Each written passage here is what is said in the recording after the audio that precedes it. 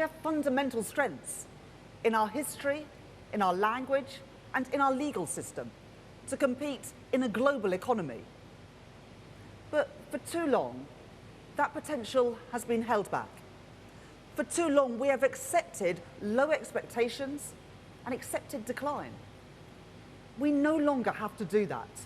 We can do so much better. Low growth is not our destiny. But growth will not come without a fight, without a government willing to take the right decisions now to change our country's future for the better. How we achieve it and what we are going to do to go further and faster. But there is still more that we can and we will do. I am not satisfied with the position that we are in. While we have huge amounts of potential, the structural problems in our economy run deep, and the low growth of the last 14 years cannot just be turned around overnight. This has to be our focus for the duration of the Parliament, because the situation demands us to do more. And today I will go further and faster in kick-starting economic growth. Without growth, we cannot cut hospital waiting lists.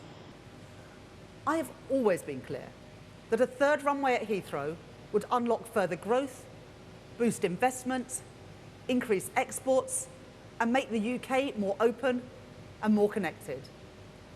And now the case is stronger than ever, because our reforms to the economy, like speeding up the planning system and our plans to modernise UK airspace, means the delivery of this project is now set up for success.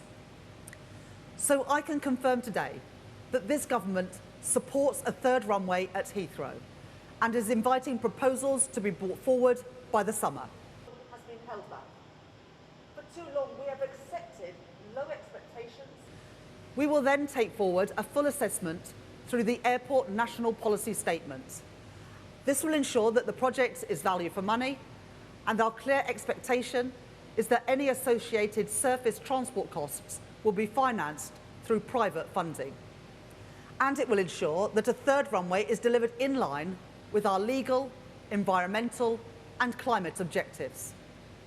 Heathrow themselves are clear that their proposal for expansion will meet strict rules on noise, air quality and carbon emissions. Barriers that they face, one by one, and has their back is the solution. Net zero is the industrial opportunity of the 21st century, and Britain must lead the way. That is why we will publish a refreshed carbon budget delivery plan later this year, which alongside the spending review will set out our plans to deliver Carbon Budget 6. Today, I can also announce that we are removing barriers to deliver 16 gigawatts of offshore wind by designating new marine protected areas to enable the development of this technology in areas like East Anglia and Yorkshire. Building on our special relationship with the United States under President Trump. We stand at a moment of global change. In that context, we should be guided by one clear principle above all: to act in the national interest, for our economy, for our businesses, and for the British people.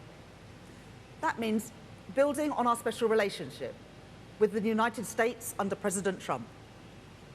The Prime Minister discussed the vital importance of growth with the President last weekend, and I look forward to working with the new Treasury Secretary, Scott Bessent, to deepen our economic relationship in the months and years ahead.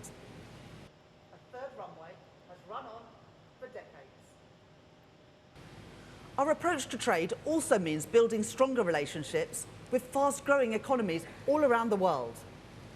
That is why I led a delegation to China for the first economic and financial dialogue since 2019, alongside world-leading financial services businesses, including HSBC, Standard Chartered and Schroders, unlocking £600 million of tangible benefits for the UK economy.